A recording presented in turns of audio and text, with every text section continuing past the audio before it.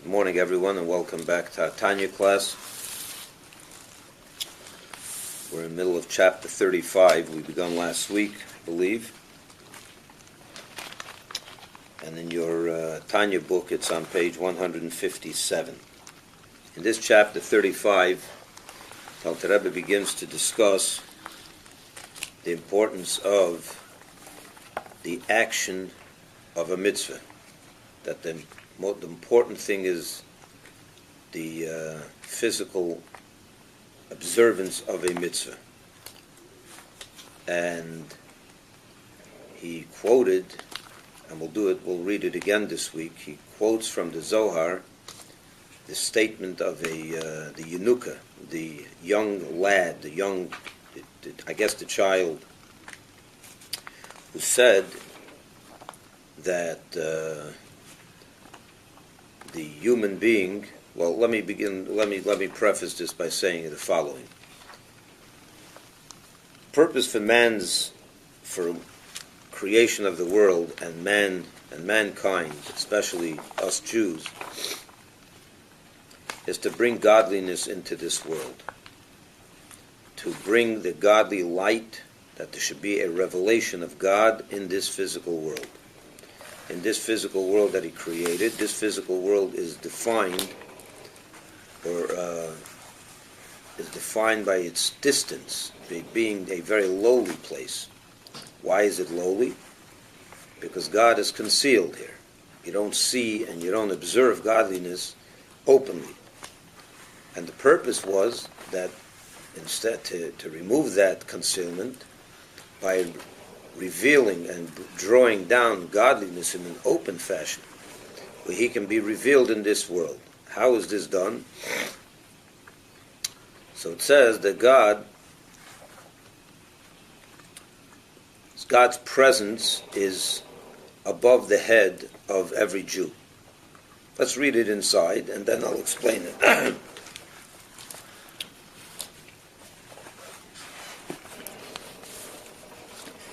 It's on page 157, on the left column, about 9 lines from the bottom by that triangle. To quote by way of preface, you see it? Mm-hmm.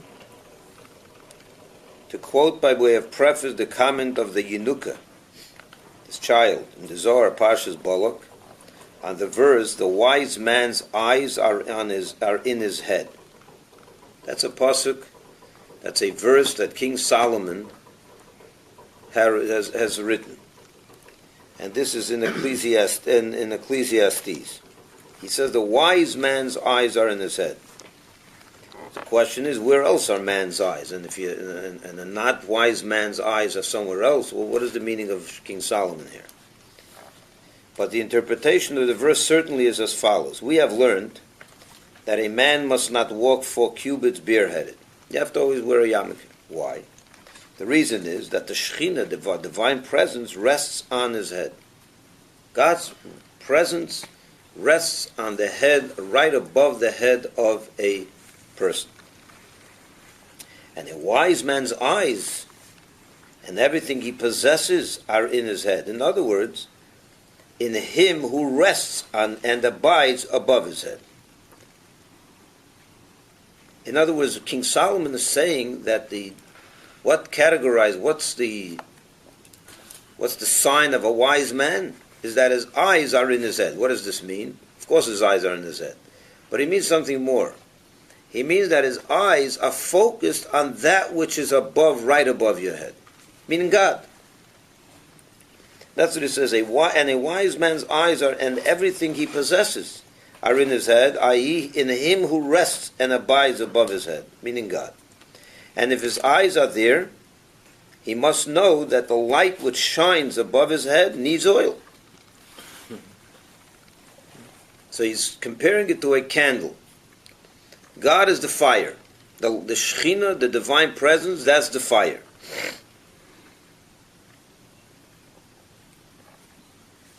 Now, fire needs something to keep the fire burning, right? Mm-hmm. Just like a candle. What's a candle made up of? The wick, the fire, and the oil that, or the wax, whatever, the oil that keeps the fire clear and going. So he says he must know that the light which shines above his head, which is the Shekhinah, needs oil. For the body of the man is a wick. And the light of the Shekhinah, the divine presence above his head, is kindled above it. Okay? So we're the wick, the body is the wick, the light, the fire is the Shekhinah, the godly presence right above it. And King Solomon cried, saying, let there be no lack of oil above thy head. For the light on man's head must have oil, meaning good deeds. What's the oil? The oil are good deeds, those are mitzvahs. And this is the meaning of the phrase, the wise man's eyes are in his head. In other words, he's focused on that which is on his head to provide the oil to keep that Shekhinah burning above his head. You get it? Okay. The quotation ends here. So it's a long quotation. And that's from the Zohar. Now this is an interesting parable or example.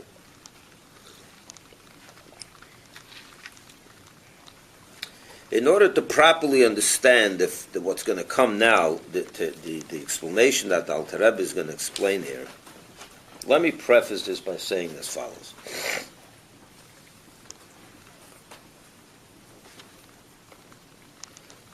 The wick is the physical body.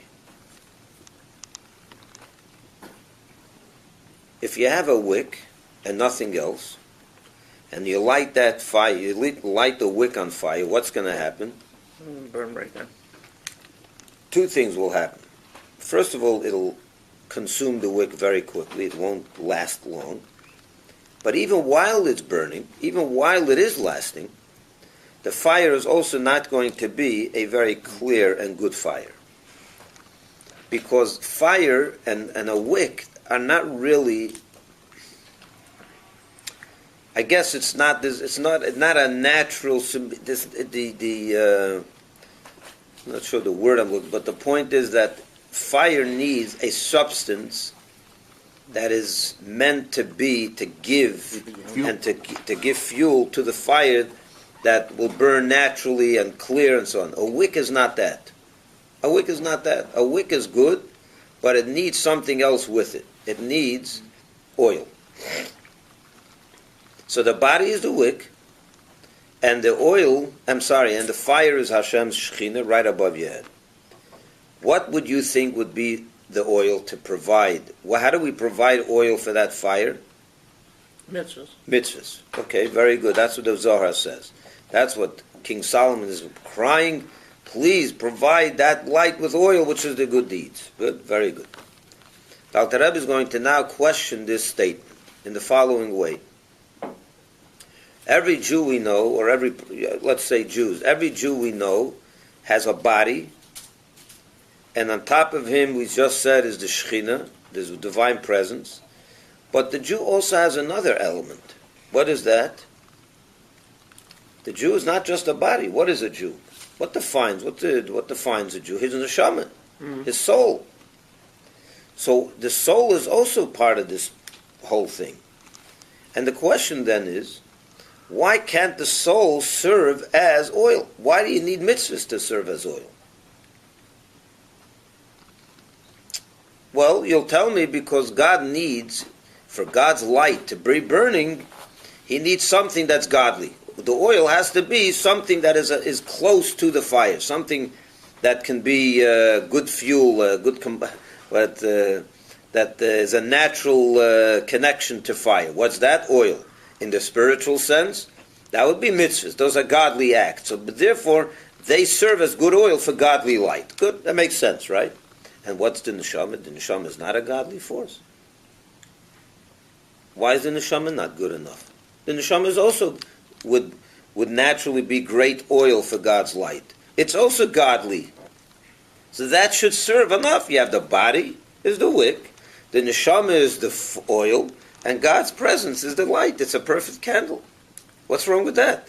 Maybe you need to keep adding fuel. You need to add fuel. Maybe the mitzvahs are No, like the- adding more fuel. The neshama only works with fuel. So would you say, okay, so you're saying the neshama will run out?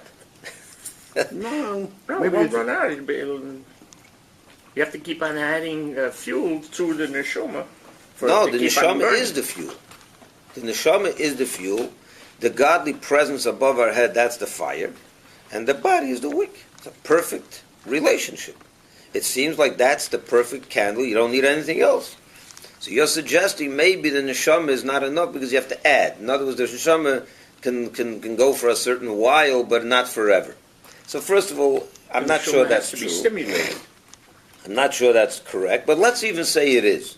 Never thought of that. But the neshama is an eternal thing within until we die. But let's even say you're right. That neshama can last for how long? Let's say 20 years? Let's say 20 years.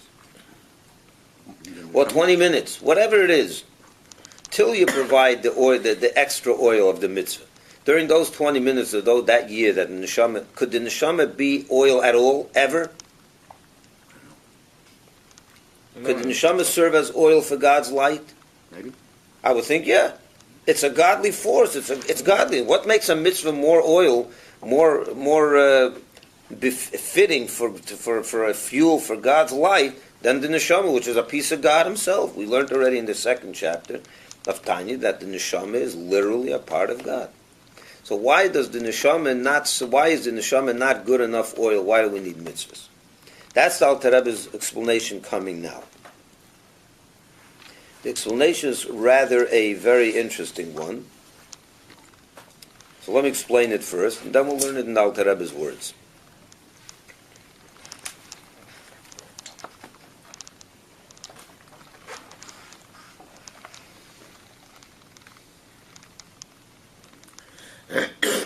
Let's talk the physical candle for a minute. Why do you need oil? And how does oil work? What happens to the oil? Keeps the flame going. Keeps the flame going, but but what happens to the oil while it keeps the flame going? You have a cup of oil, let's say you have this cup of oil, and you put it in a wick. You come back a day later, It's less. and it's gone. Half of it is gone, or all of it is gone. Where did the oil go? Dissipated.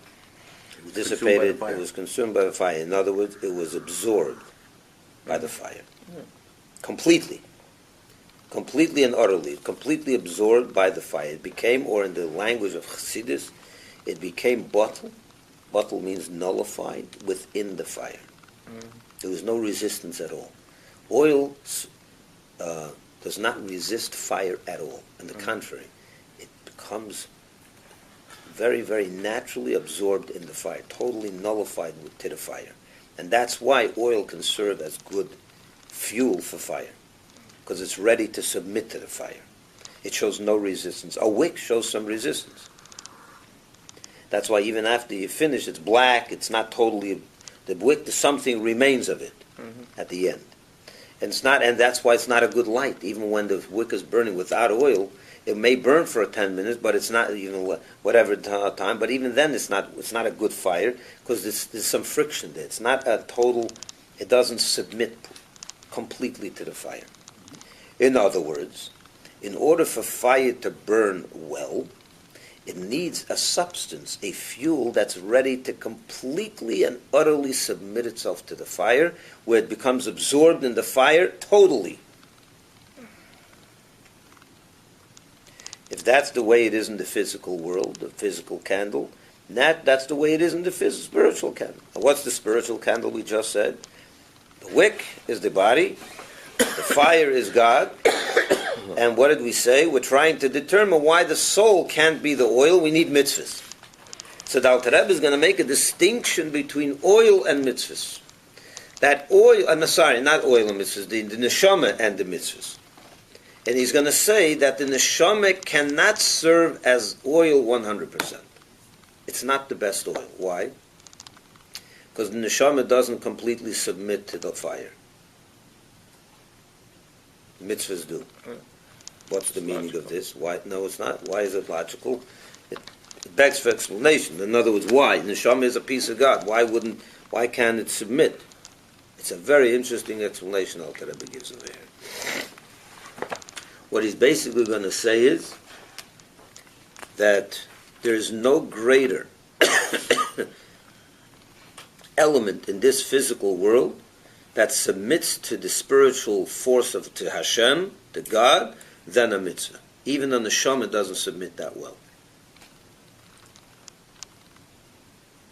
Now let's understand this a minute. What does it mean to submit to God?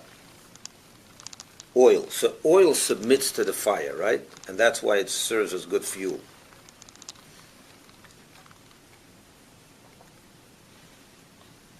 What does it mean to submit?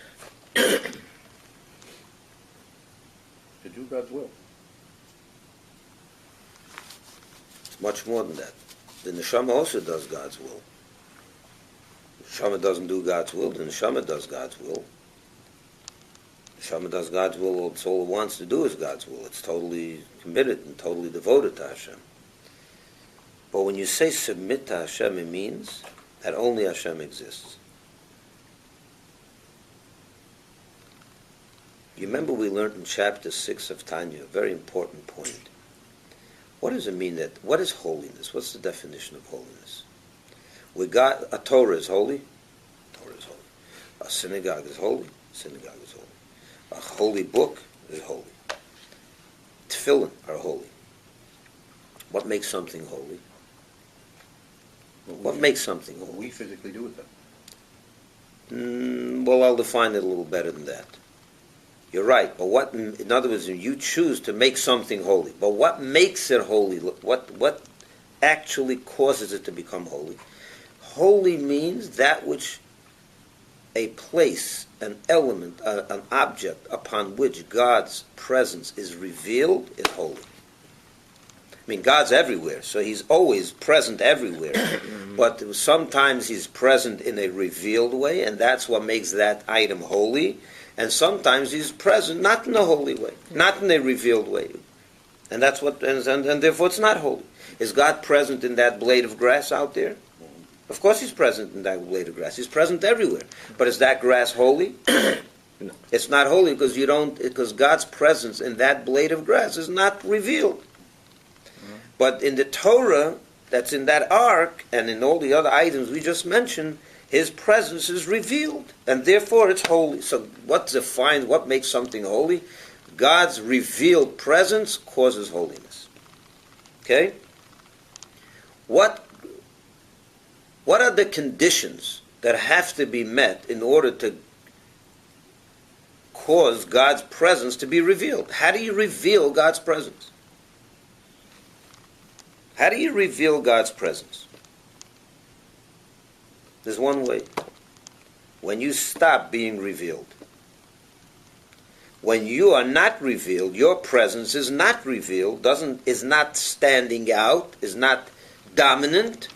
You submit to God's presence, then God can be revealed.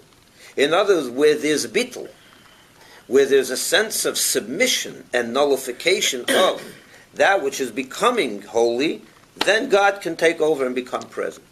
That means when something is egotistical, someone or something, this presence is not nullified to God, God is not going to be revealed there. Where will God be revealed? In that which is totally submitted and nullified to God.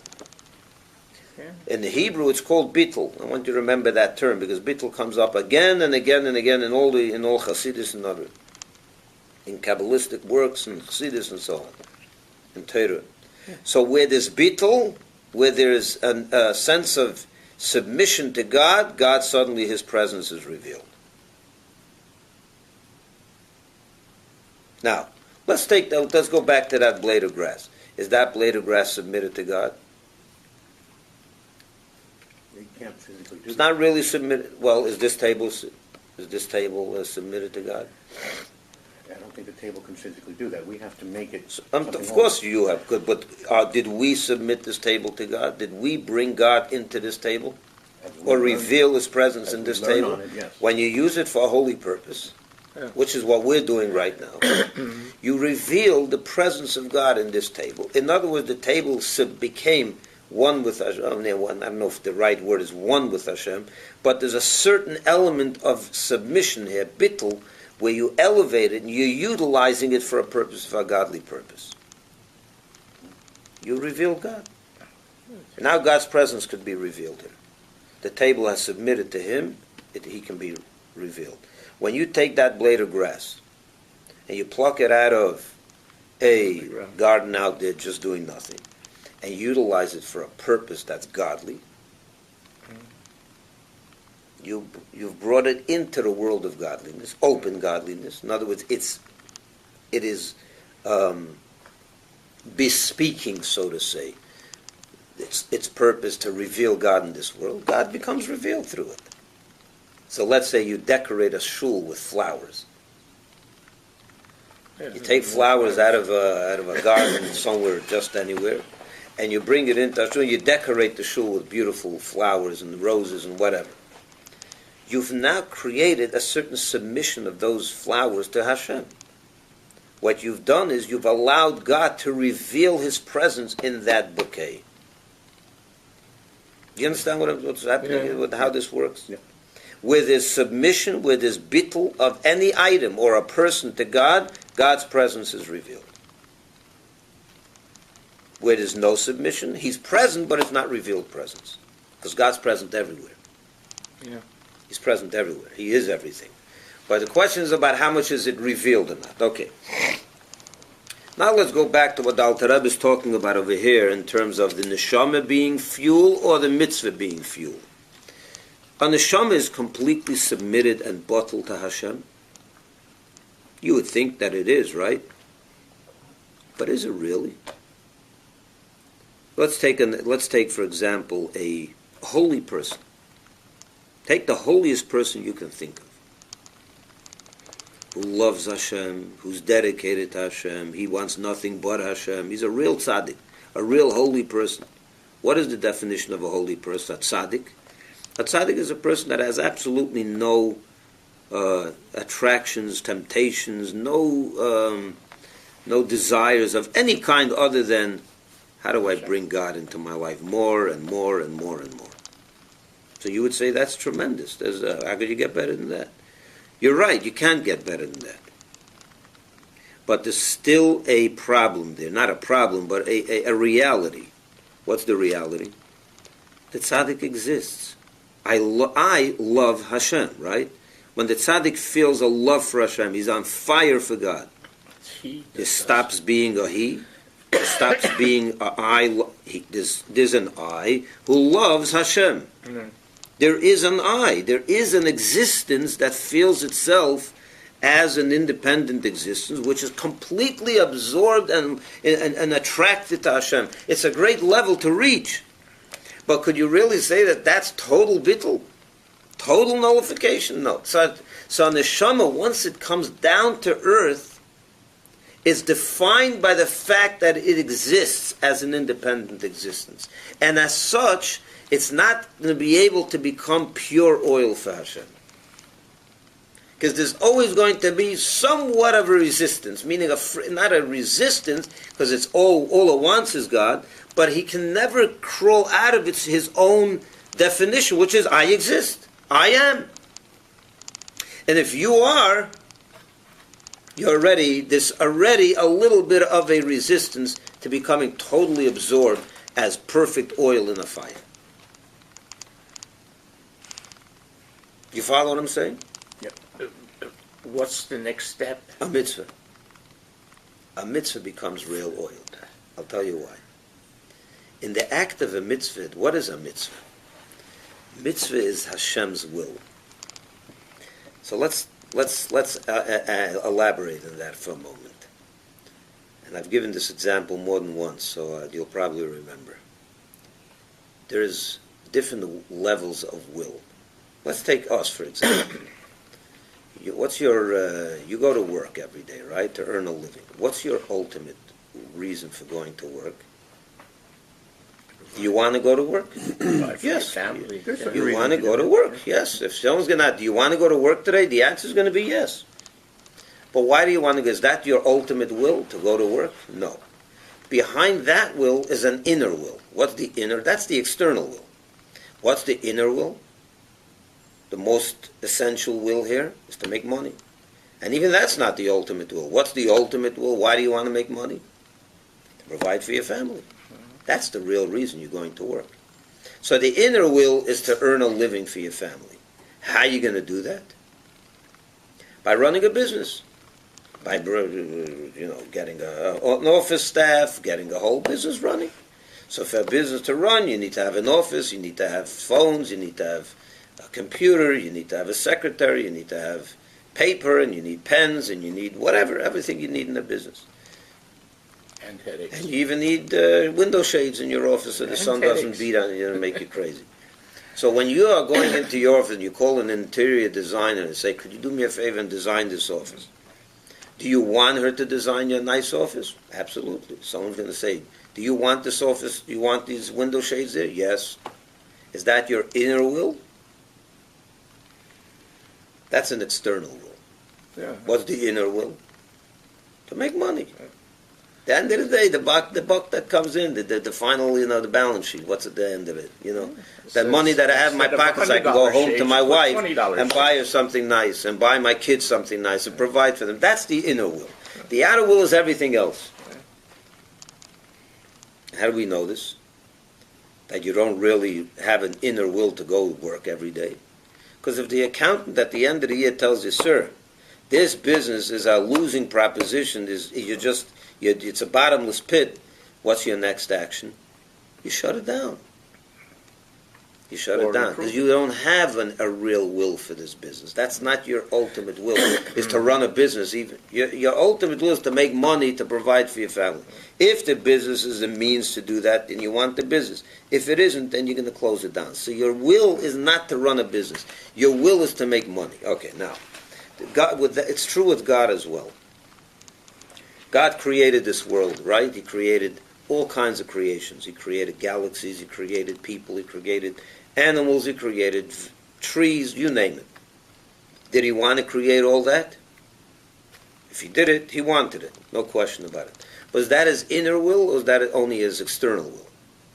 It's his external will. What's the ultimate purpose? Why did he create all this? What's the dollar at the end of the day? Where's the earnings? The mitzvahs. The mitzvahs. That's what he wants. He wants mitzvahs to be done here. You can ask, why does he want mitzvahs? It's a good question. But he wants it. That's the inner will. What's the outer will? To create everything else. Tables, chairs, In order for it to be the performance of a mitzvah, you need human beings. You need everything that's there to promote and to make it possible to prefer. Let's say, for example, the mitzvah of tefillin. If you want Jews to put on tefillin, you have to create cows from which they make the leather boxes.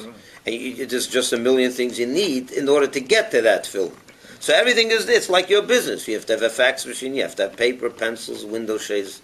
You need everything in order to get you to the dollar. God needs a lot of things in order to get me to the tefillin.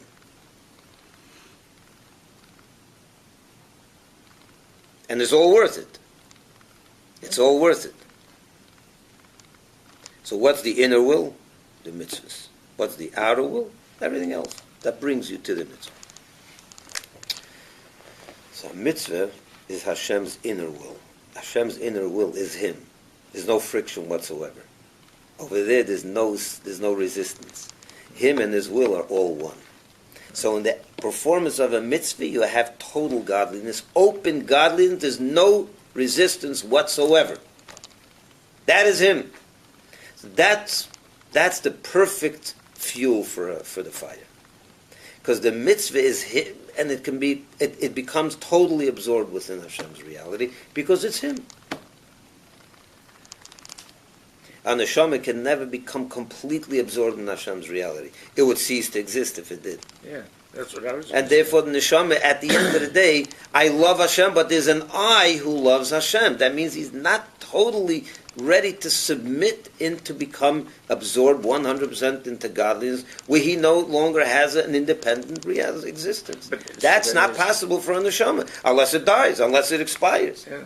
So no matter how holy the neshama is and how much dedication it shows, it's always going to be defined by the fact that it is an independent entity who's serving God, who's totally dedicated to God.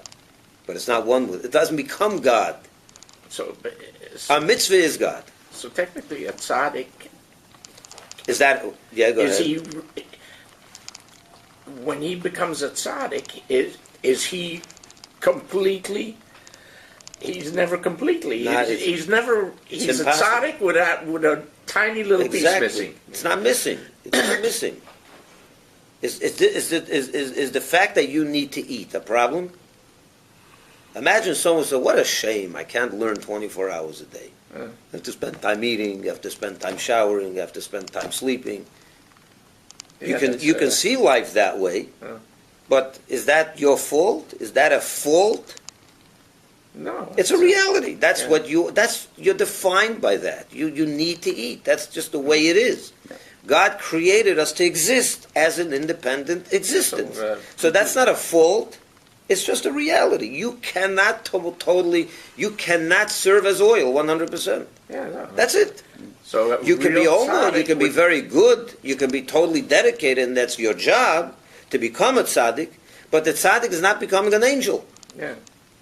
Yeah, he would become a That's tzaddik it. would become an angel If if he did everything 100%. No, he would. A tzaddik does everything 100%, but he's still The physical world is what keeps him- an existence. Because he's in the physical world. that's the Yeah, one thing because that we're keeps him. down here. We're kind of like locked in that reality. There's nothing we can do about it, and therefore you shouldn't even try. It would be silly to try to become the oil 100% like a mitzvah. That's why you need mitzvahs. Yeah. Mitzvahs make that happen. That's why mitzvahs keep the fire going. The neshama is not going to be a neshama as great as a neshama could be. It can never serve 100% as the oil, because the oil has to submit completely. But the neshama can't. It's not a fault. It's not his fault. It just can't.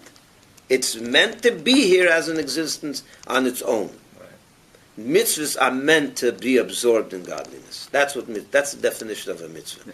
It totally becomes. In a way, you can say that the neshama is trapped in the physical body. That's exactly right. The neshama, no, forget about the physical body. The neshama itself. Yeah, when it's down here, you mean it's trapped in the Right physical now. world. Yeah. Right. But the mitzvahs themselves can be The transformed mitzvah into the is body. Hashem. It's pure godliness, without any resistance whatsoever, without any concealment. That becomes oil. That's pure oil. Now you know why the action mitzvahs are important. Yeah. That's why the mitzvahs are so important, because that's what keeps this whole world going. That's what keeps the connection between God and His world going, is the performance of mitzvahs. That's what keeps the candle alive. Alter Rebbe is going to elaborate even more on this. Let's see it in his words. The explanation of this figure. You see it? In the right column on 157, by that circle and triangle. The explanation of this figure, whereby the light of the Shechinah is compared to the flame of a lamp, which produces no light nor clings to the wick without oil. And likewise, the Shechinah, God's presence, does not rest on a man's body, which is likened to a wick, except through good deeds alone.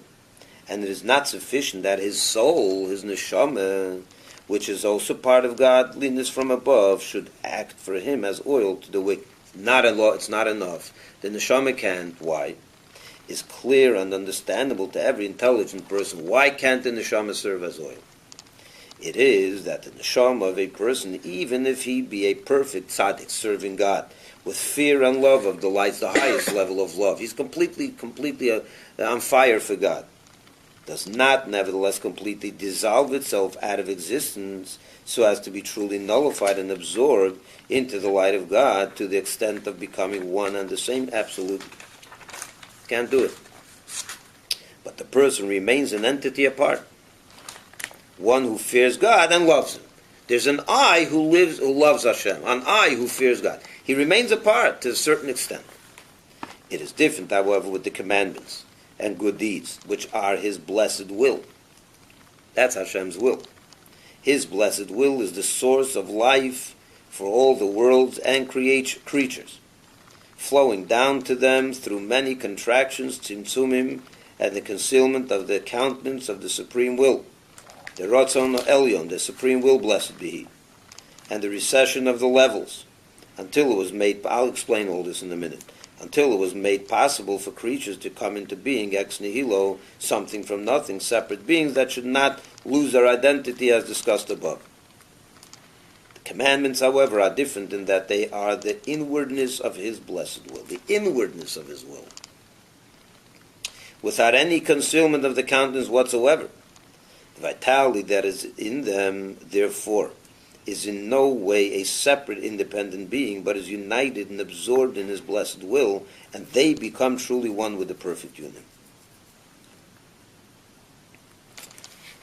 What he said over here is, like, remember I gave you the example of the inner will, the external will, right? The business is the external will, the ultimate will is to make the money, to provide for your family. With Hashem is the same thing. What happened over here? Hashem decided He wants to have mitzvahs. That was His inner will, ultimate will. That's Him. How do you create, how do you make it possible for mitzvahs to be able to be observed? So like I gave the example. So He wants a Jew to put on tefillin, right? He wants a Jew to shake a lulav on Yom Tov, on Sukkot. He wants a Jew to give charity. So in order for tefillin to be made, you have to have a lot of things. You have to have people. You have to have cows that provide that you get the hide to make the leather. You have to have paint that paints the tefillin black. There's so many different things that you need. You have to have there's just you want a Jew to shake a lulav and esrog on Sukkot. So you have to create a tree that makes a lulav. You have to create a tree that makes an esrog. You have to create things that can cut that tree down, that esrog. You understand what I'm saying? There's a million different things. Mm-hmm. So in order for the mitzvahs to be, for the dollar to, like in the business, for the dollar to be earned, there's a lot of things that have to come first. There's steps that have to be, you have to get to. Now those steps, creation of the cow, the creation of the tree, the creation of the sickle, the creation of all these things, yeah? Is that His inner will or is that His outer will? Outer will. That's the outer will. He's not interested in a sickle, He's not interested in a tree or in a cow. He's interested in tefillin. Yeah.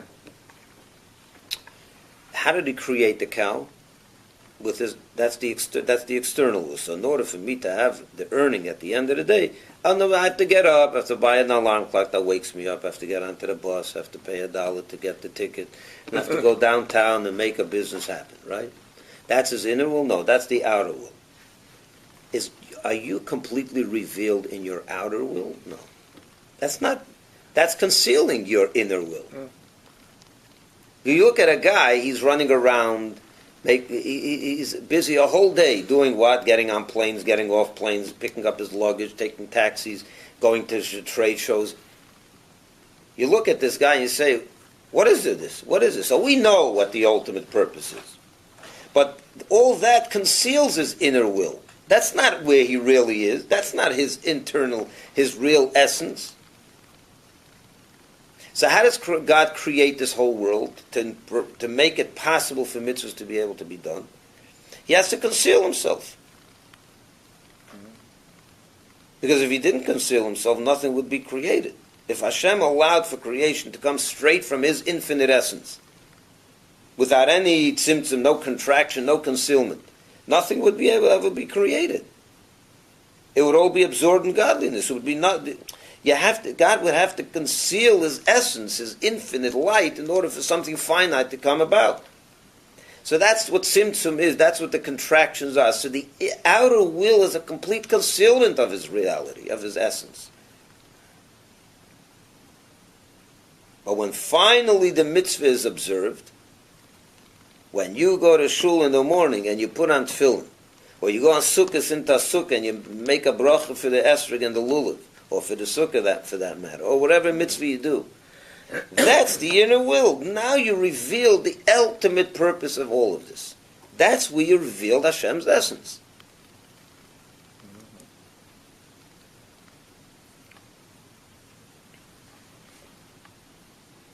So now let's read this again, with those lines that we read.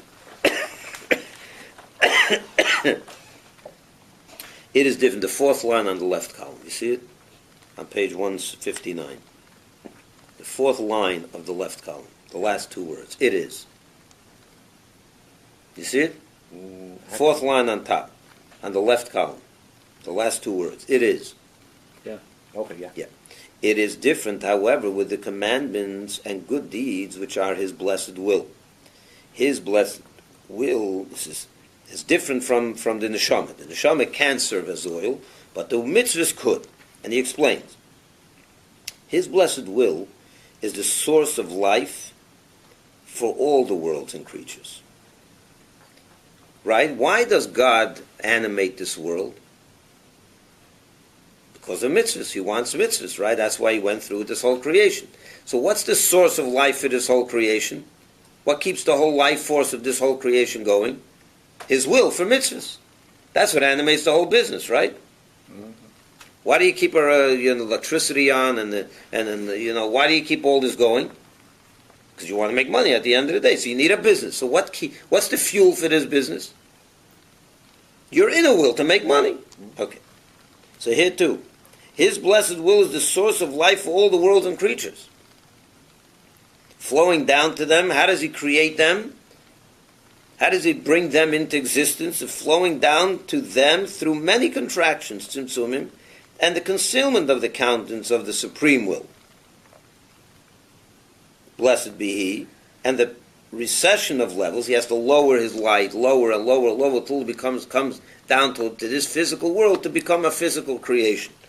So it lessens his infinite, it's his light, the energy of because the lower it becomes, the more corporeal it becomes, till a creation can come about. So that process is the creation of the physical world, but that's his outer will. And therefore it's concealed. It's not the real will. That's a concealment of him. And the recession of the levels until it was made possible for creatures to come into being ex nihilo, something from nothing. Separate beings that should not lose their identity, as discussed above. The physical world would never come into being if Hashem's light shined without any obstruction. So he had to obstruct the light to make a cow exist and to make all this physical world exist. Now we can start thinking about, okay, now we have the materials for a mitzvah to be done. But that's the outer will. All that is the outer will. And therefore the concealment of his inner will, the concealment of his essence.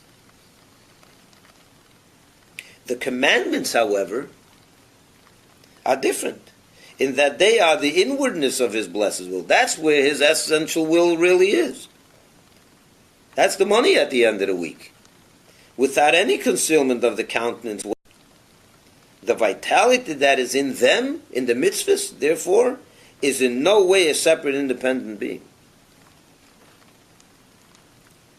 but is united and absorbed in his blessed will.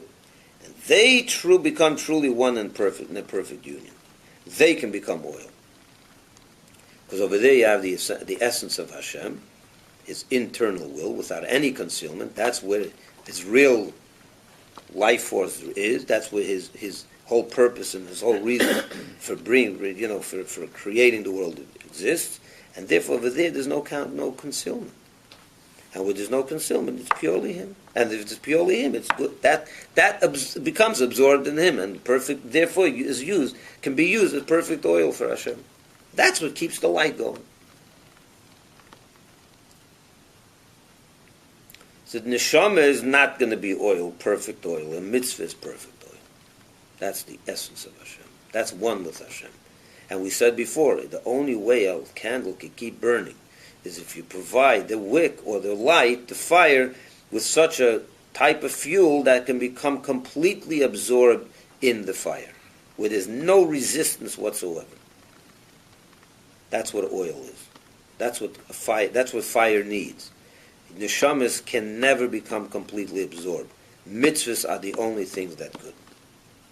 That's why mitzvahs. That's why King Solomon said, the wise man's focus is on his head, on that light that's on his head, the Shekhinah, the God's presence, to provide it with the oil it needs, which is the good deeds.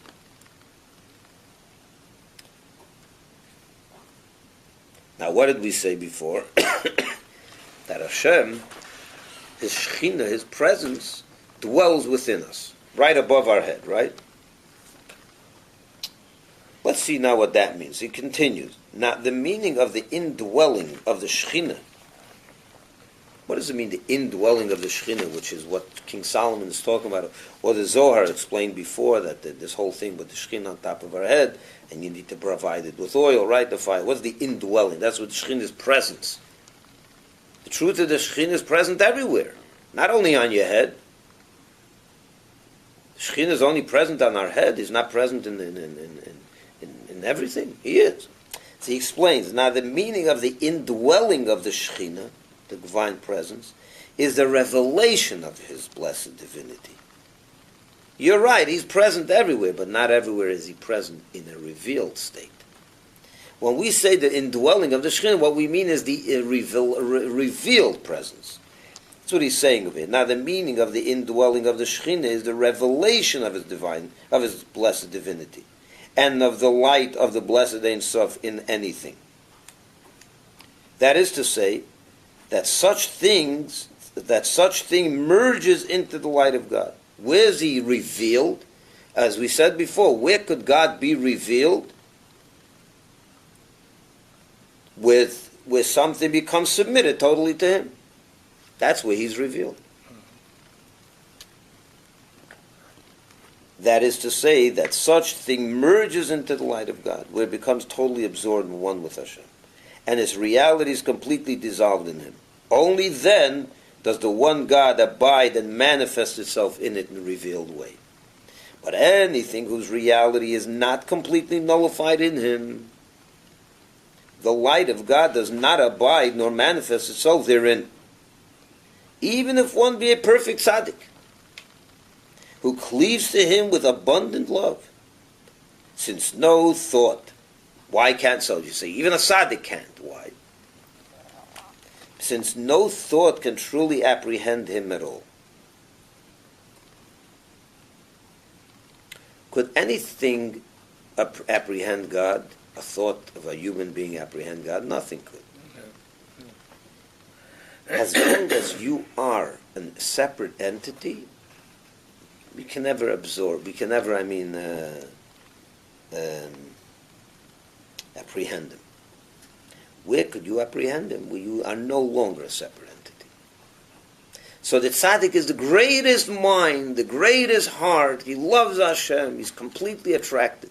He's still a physical being. He's still a separate entity. Finite. Can a finite being ever apprehend God? It's impossible. The finite can never apprehend the infinite. For real. So as long as he's a finite, independent being, he's stuck. He's on a higher level. He's definitely doing the right thing. He's doing everything he could. And he's reaching great levels, no question about it. But it's always going to remain somewhat impossible for him to be absorbed completely. And he'll never be able to therefore apprehend Hashem for real, in an ultimate way. For the truth of the Lord is the true God in His unity and oneness. What's the ultimate truth? The ultimate truth that there's nothing else that exists other than God.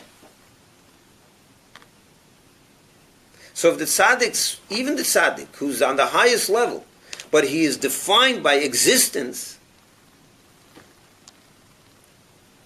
he's not apprehending the truth of God. The truth of God is that there is nothing else. The mitzvah could, because the mitzvah is one with Hashem. That's it. There's nothing else. There's no friction. There's no resistance. There's nothing. There's no independent entity. It's all God. You could even it's say, the inner will of Hashem, which is Hashem Himself. You could even say that the neshama could be only absorbed by God at the time that it leaves this world. Exactly. And therefore it's no longer a separate entity. Yeah. Down here it's a separate entity. And there's nothing wrong with that. Mm-hmm. It's not like, oh my God, this tzaddik is doing something wrong. He exists. Yeah. That's not a wrong. It's just a reality. Mm-hmm.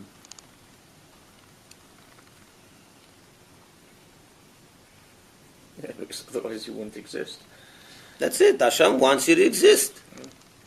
Why does He want you to exist? To be able to do the mitzvahs. Yeah. So you're waiting and cry, oh, I exist. and are not one with Hashem. Yeah, you're right. No, he put us here for a reason. That's exactly right. There's a reason why you exist. But you do exist. And therefore, oil you can't be. So you need to provide oil for the Shekhinah, you need to provide mitzvahs. You have to do the mitzvah. The mitzvah is the oil. For the truth of the Lord is the true God, and His unity and oneness. What we learned before, but that when we say Hashem is one, not that there's no two gods, that there's nothing other than God. He's the only real existence there.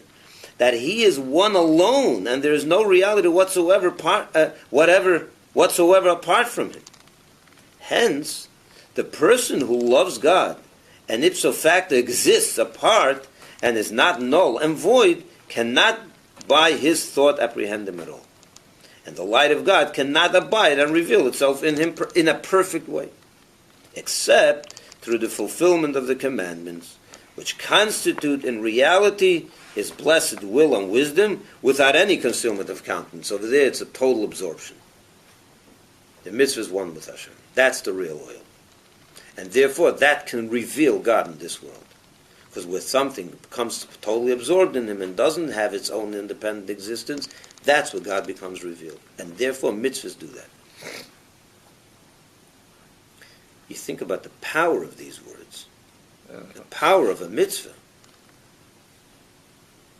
That's where you become one with Hashem, for real. Very powerful. Therefore, he says, I'm going to skip the note. Therefore, when a person occupies himself in the Torah, his neshama, his soul, which is his divine soul, with her two innermost garments only. Now, before we go further, now what's coming now is an interesting addition to this whole point. The Alter Rebbe is going to now make a distinction within mitzvahs itself. We said till now that mitzvahs are the oil, right? Mm-hmm. And therefore you need to do mitzvahs. The Alter Rebbe is going to say that within mitzvahs itself, the action mitzvahs are even more significant. There are different types of mitzvahs. There are mitzvahs of learning. There's a mitzvah to learn Torah. Are you learning Torah with your hands and feet? No, you're learning Torah with your mind, with your thought. Or if you're teaching Torah, if you're verbalizing, when you're learning or teaching Torah, you're learning and teaching with your mind and your mouth. Yeah. Your thought and your speech. How many garments do we have? We said already many times, 3. What are the 3 garments? Thought, speech, and action. Yeah, action, yeah. The love and the intellect, that's the neshama itself, but the garments. But they mentioned 2 here. He mentions 2, right. The Alter Rebbe is going to say, this powerful union with God is accomplished mainly through the action mitzvahs, even more than through Torah, learning Torah. Be action and speech. I'll tell you why. Because in learning Torah, you are becoming absorbed in godliness. What part of you is becoming absorbed in godliness? Your mind and your mouth. Mm-hmm. How about your action, the power of action? You're not when you're learning, you're not acting. There's no action involved. How about when you put on tefillin and you give charity and you're eating the sukkah? That's action. Mm. So now, not only is your mind and your brain, your thought and your speech involved, but your hands and feet, your power of action are also involved in the mitzvah.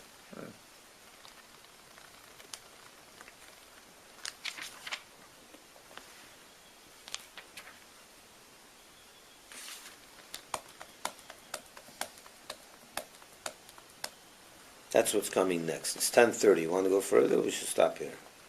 This is a good place to stop. We'll continue next. Where we guys want. Okay. Thank you very much, gentlemen and ladies. Have a nice Mother's Day. I don't want to hold you back for your wives and your mothers. All the best, everyone. Thanks for watching.